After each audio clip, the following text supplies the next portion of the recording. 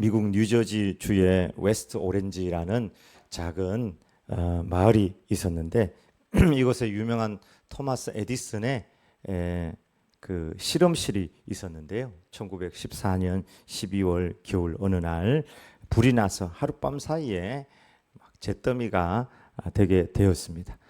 에디슨이 60년간 다뤄온 모든 연구 재료, 연구 결과 또 그 당시 저 집이 200만 달러, 지금으로 쳐도 엄청난 돈이죠.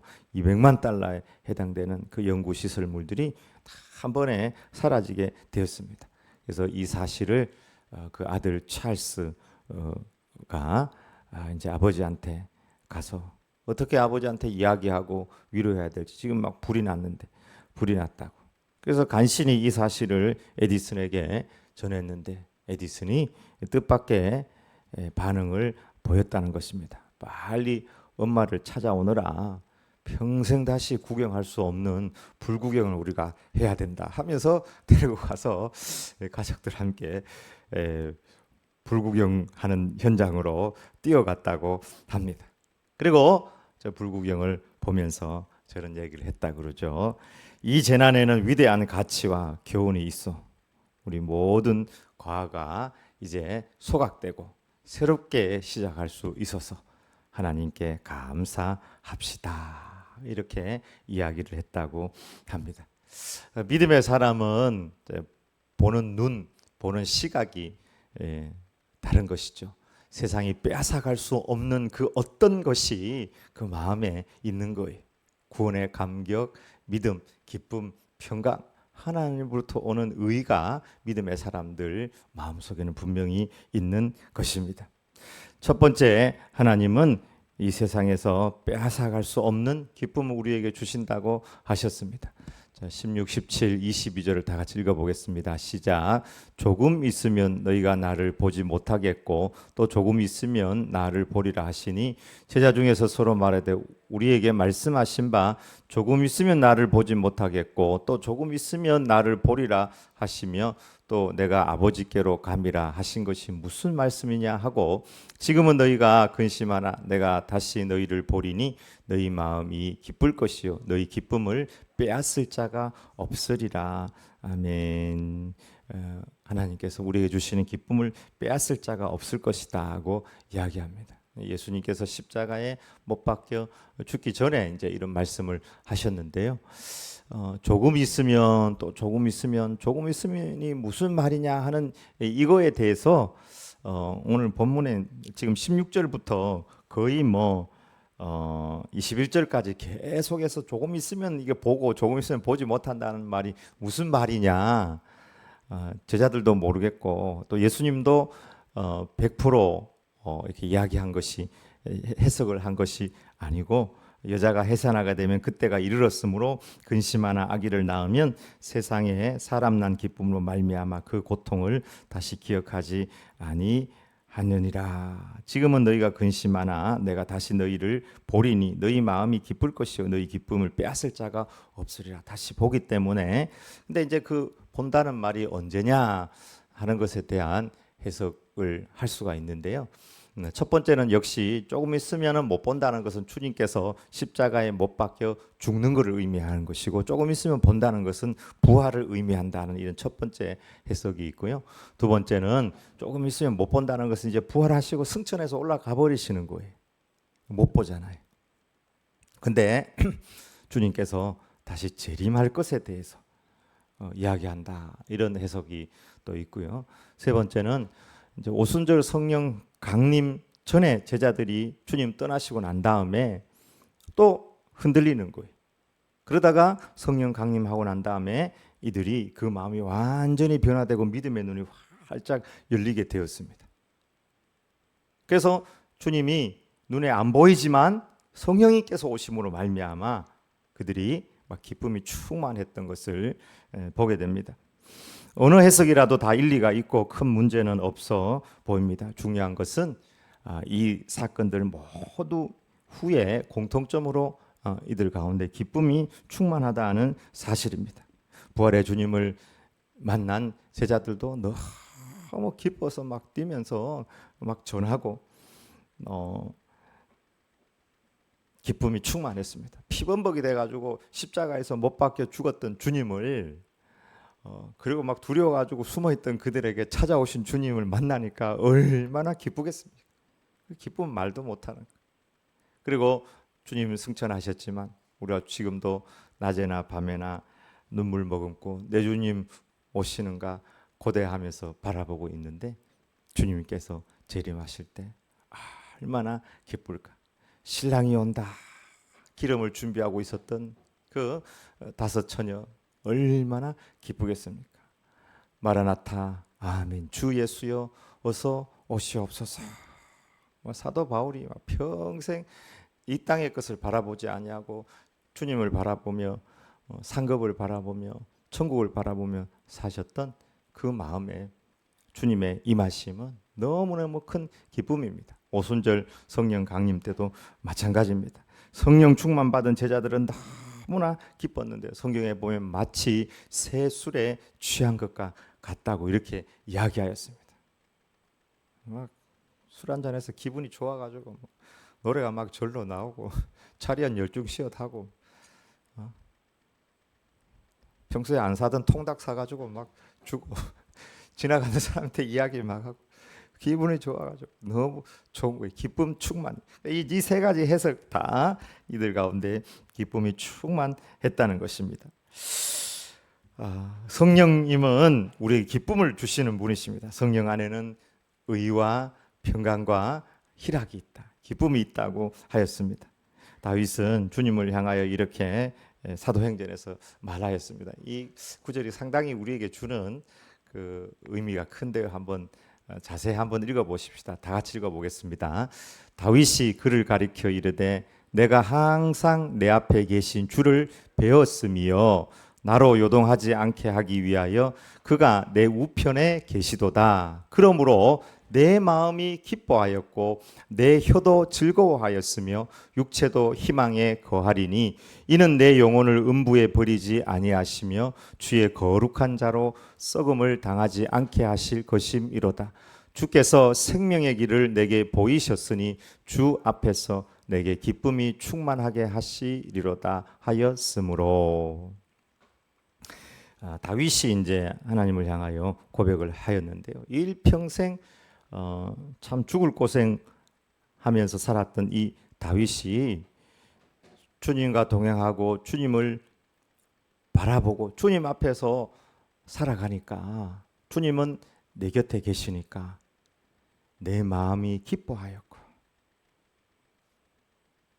광야의 사울에 의해서 쫓겨다녀도 그 마음이 기쁘고 그 다음 내 혀도 즐거워하였으며 이 입술에서요 불평과 좌절과 우울이 나오는 게 아니라 긍정이 나오고 축복이 나오고 입술에서 희망이 막 나오는 거예요. 그리고 육체도 희망에 거하리니 막 육체도 힘이 생기고 용기가 생기고 자고 일어나면 하루가 기대가 되고 어떻게 해요?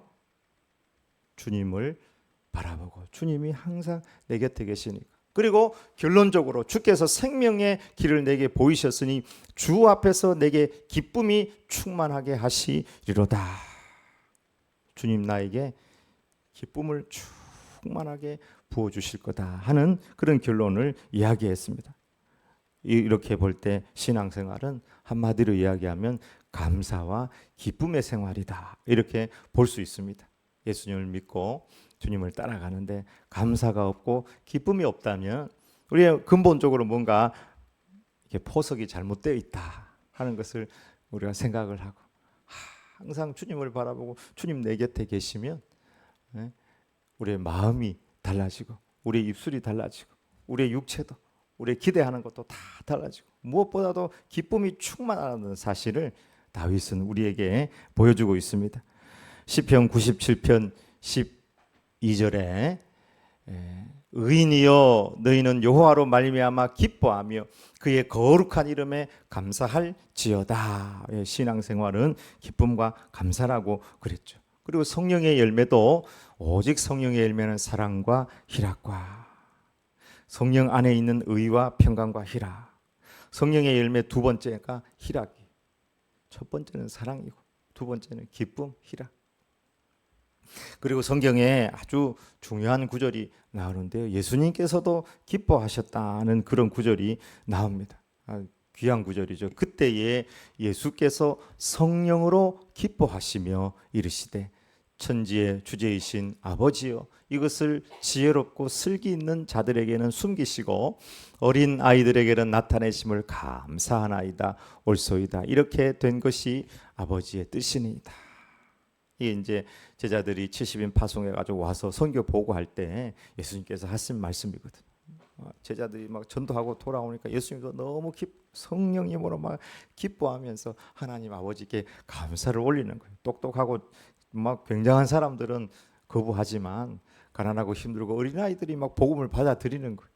이게 다 하나님의 뜻이다고 하나님 앞에 그렇게 기뻐하며 영광 돌렸던 것을 보게 됩니다. 또 마태복음 26장 30절 이에 그들이 찬미하고 감람산으로 나아가니라.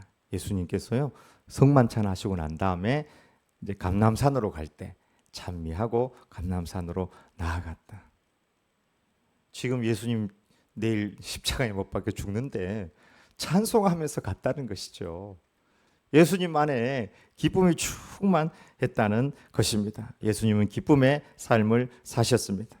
예수님은 학자들에 의하면 유머도 많은 분이었다고 성서학자들은 그렇게 해석을 합니다. 가시나무에서 포도를 엉겅퀴에서 무화과를 따겠느냐. 이 농부들이 들으면은 막 귀에 쏙쏙 들어가고 웃음이 나올 만한 그런 표현이라는 거예요. 가시나무에서 포도를 엉겅퀴에서 무화과를 따겠느냐. 엉겅퀴 있잖아요. 엉겅퀴 거기서 무화과가 열린다는 걸 우리 상상을 못 하잖아요. 근데 예수님께서 그렇게 표현을 하셨다는 것이죠. 부자가 천국 가는 것이 낙타가 바늘기로 들어가는 것처럼 그보다 힘들다. 낙타가 바늘기로 어떻게 들어가겠어요? 예수님께서 그렇게 표현하셨습니다. 하루살이는 걸러내고 낙타를 삼키는 자. 이런 표현들. 맹인을 인도하는 맹인 이런 것들은 상당히 예수님의 유머스러운 표현들로 이렇게 사용되었습니다. 우리를 향하신 하나님의 뜻은 기쁨입니다. 항상 기뻐하라. 세상이 빼앗아갈 수 없는 기쁨을 우리에게 주셨습니다. 여러분의 기쁨을 누가 빼앗아갈 수가 없습니다. 누가 내 기쁨을 빼앗아갔는가? 2022년도에 보니까 우울증으로 병원을 간 인원이 뭐 총 인원은 아니고 한 번이라도 간 사람이 100만 명이 넘더라고요. 100만 명. 100만 명. 정말 우울증의 시대가 아닌가 이런 생각을 해봅니다. 여러분 주님 우리와 함께 하십니다. 기쁨으로 일어서기를 축복합니다. 누구도 우리의 기쁨을 빼앗아갈 수 없습니다. 사탄이 와가지고 자꾸 우리 기쁨을 빼앗아가려고 하는 거예요. 구원의 감격. 주님 우리와 함께 하시기 때문에 다윗처럼 기뻐 뛰는 그렇게 종으로 서기를 축복합니다. 두 번째 빼앗을 수 없는 기쁨은 기도 응답의 기쁨입니다. 23절, 24절을 다 같이 읽어보겠습니다. 시작. 그날에는 너희가 아무것도 내게 묻지 아니하리라. 내가 진실로 진실로 너희에게 이르노니 너희가 무엇이든지 아버지께 구하는 것을 내 이름으로 주시리라. 지금까지는 너희가 내 이름으로 아무것도 구하지 아니하였으나 구하라 그리하면 받으리니 너희 기쁨이 충만하리라. 아멘. 기도 응답의 기쁨. 예수님의 이름으로 기도하면 무엇이든지 다 구하면 받는다고 하였습니다. 그래서 제가 이 설교를 준비하면서 혹시 기도응답 교회가 있는가 내가 찾아봤어요. 기도응답 교회가 있는가. 그러니까 기도응답 교회 찾아보니까 진짜로 기도응답 교회라는 교회가 있더라고요. 저 충남 부여에 교회 이름이 저 판에 딱 새겨져 있어요. 기도응답 교회. 교회 이름이 기도응답 교회. 근데 저 교회만 기도응답 교회가 아니고 모든 교회가 다 기도응답 교회예요. 지금까지는 너희가 내 이름으로 아무것도 구하지 아니하였으나 구하라 그리하면 받으리니 너희 기쁨이 충만하리라. 우리에게 빼앗아갈 수 없는 기쁨 중에 하나가 하나님 우리 아버지이기 때문에 아버지 앞에 구하고 응답받는 이것이 빼앗아갈 수 없는 기쁨 중에 하나라고 하였습니다. 그런데 오늘 본문에는 보니까 예수님 이름으로 지금까지는 너희가 내 이름으로 구하지 아니하였으나 이제는 내 이름으로 구하라. 그리하면 받을 것이고 너희 기쁨이 충만할 것이다. 이렇게 말씀하였습니다. 예수님 이름으로 구하는 것이 무엇일까? 예수님 이름으로 구하는 것이 우리가 뭐 어디에 뭐 청구서를 보낸다든지 혹은 공문을 보낼 때 다 해가지고 이제 우리 이름을 사인한다든지 도장을 찍는다든지 이렇게 하는 것처럼 내가 하고 싶은 이야기 다 하고 예수님 이름으로 딱 도장을 찍는 그런 이름인가? 예수님 이름으로 드리는 그 기도라는 것이 무엇인가? 첫 번째는 예수님 이름으로 한다는 것은 전적으로 그 이름을 신뢰하며 드리는 기도를 의미한다고 할 수 있습니다. 예수님을 내 주인으로 모시고 그분을 사랑하며 신뢰하며 또 예수님 이름을 사용한 하나님 앞에 드리는 기도입니다. 예수님의 이름은 삼위일체 하나님의 이름입니다. 성부, 성자, 성령. 예수님은 하나님이세요. 예수님은 창조자이시고 전능자이시고 우리를 위하여 십자가에 돌아가 주신 구원자입니다. 그러므로 예수님 이름으로 기도한다는 것은 창조자의 이름, 구원자의 이름, 치유자의 이름, 내 아버지의 이름, 사랑의 이름, 그 이름으로 그분을 신뢰하며 믿음으로 기도한다는 것입니다.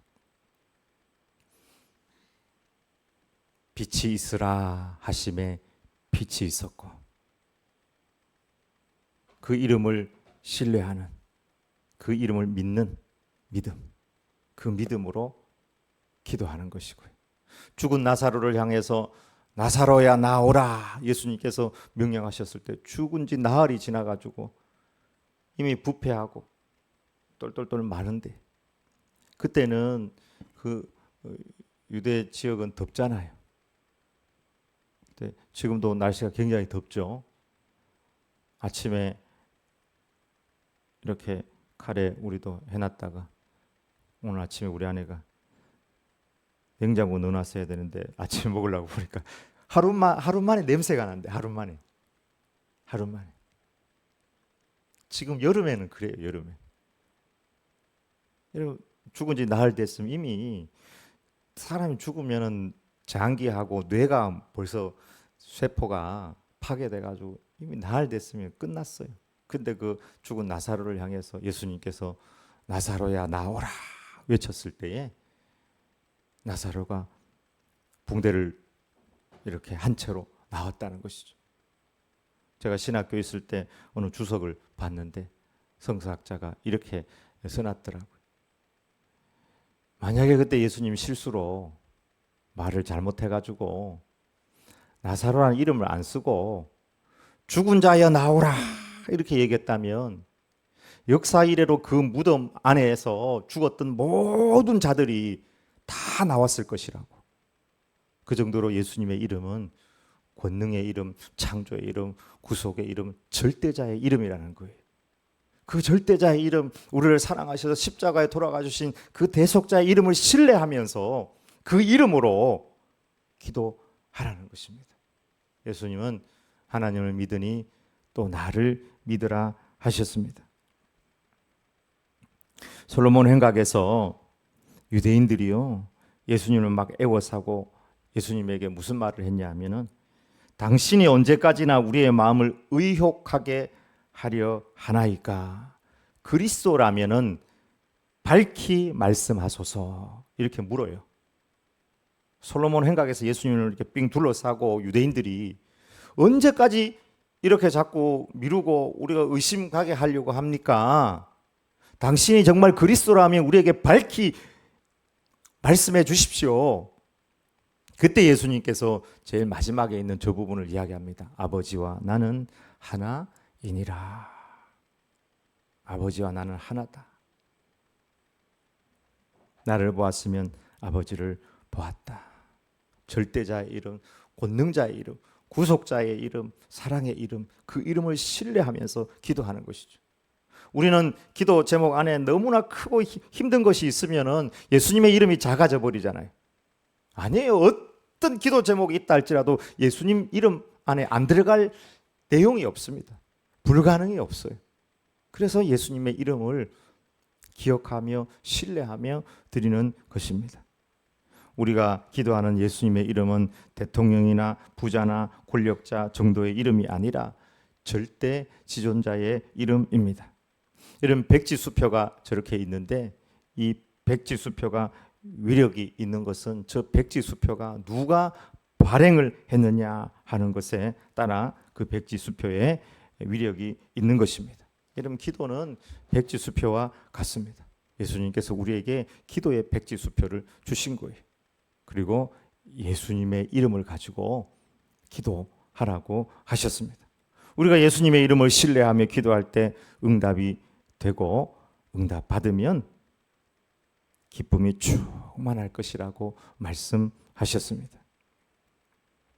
주님에 대한 믿음으로 기도 응답이 막 포도송이처럼 주렁주렁 열려서 저와 여러분의 삶 가운데 기쁨이 충만하길 축원합니다.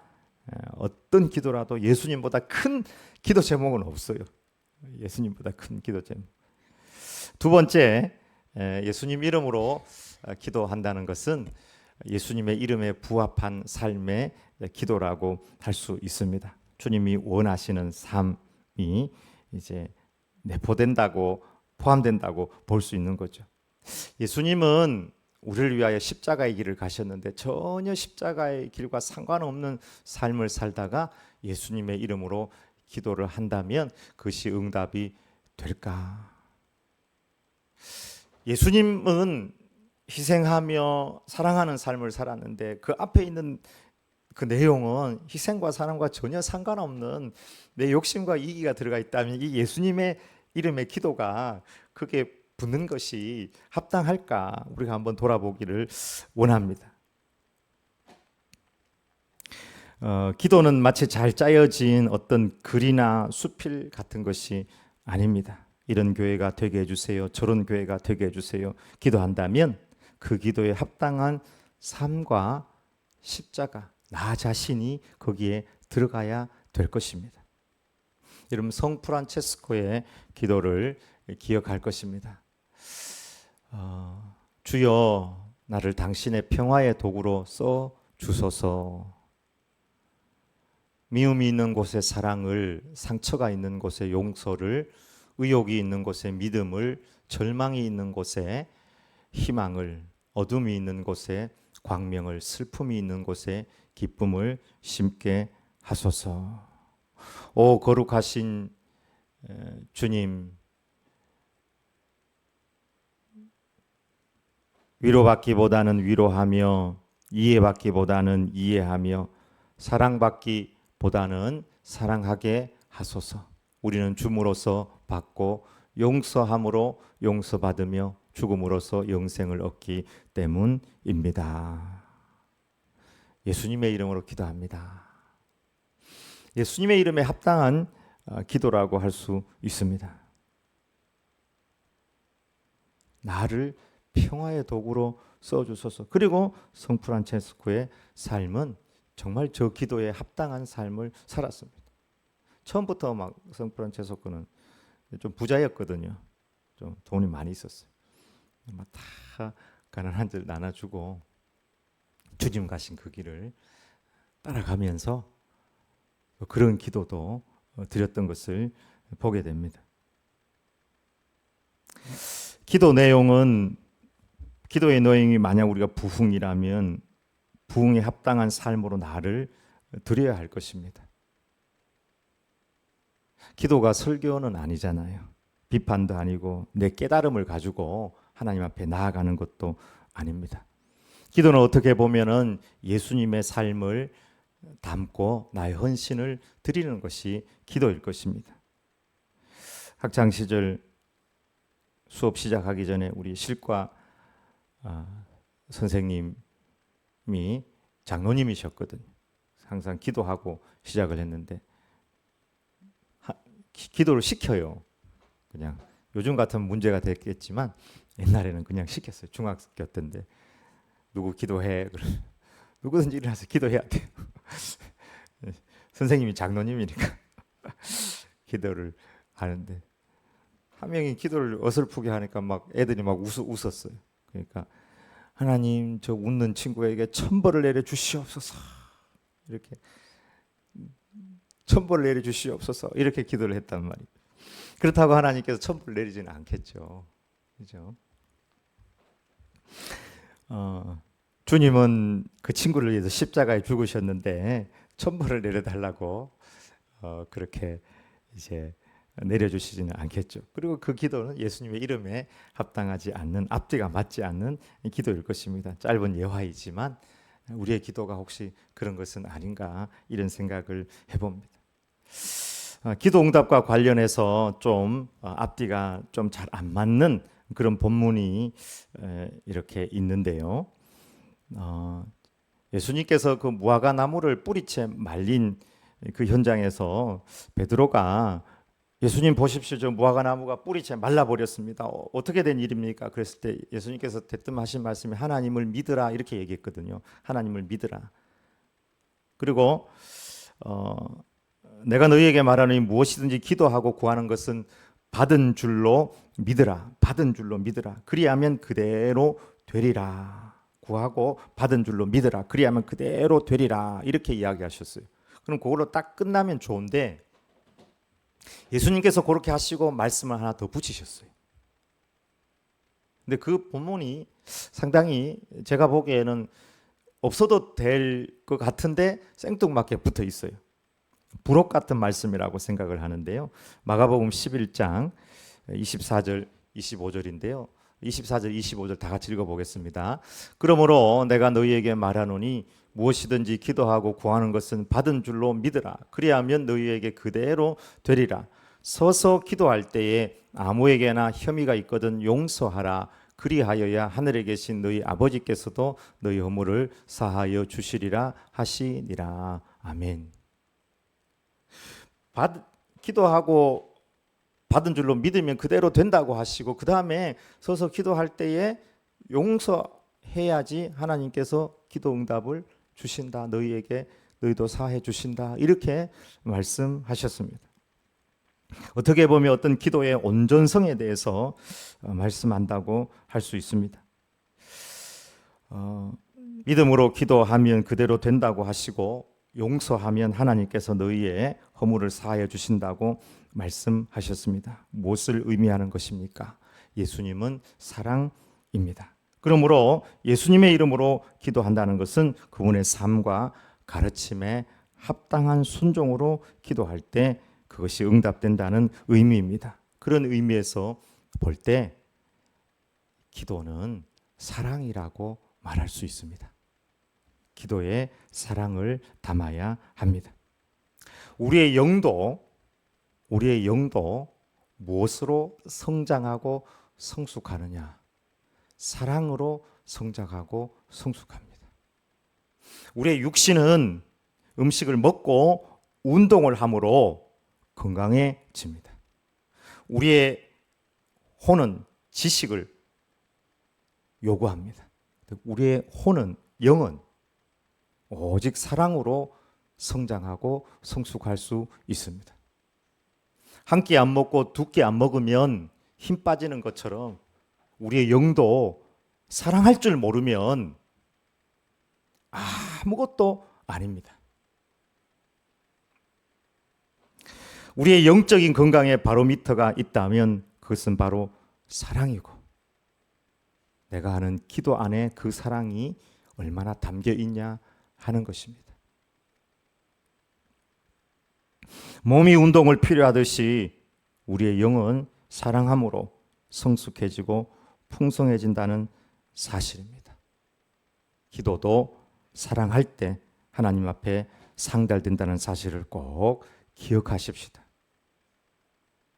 예수님의 이름의 기도, 예수님의 삶에 합당한 기도, 그것은 역시 사랑의 기도라고 할 수 있습니다.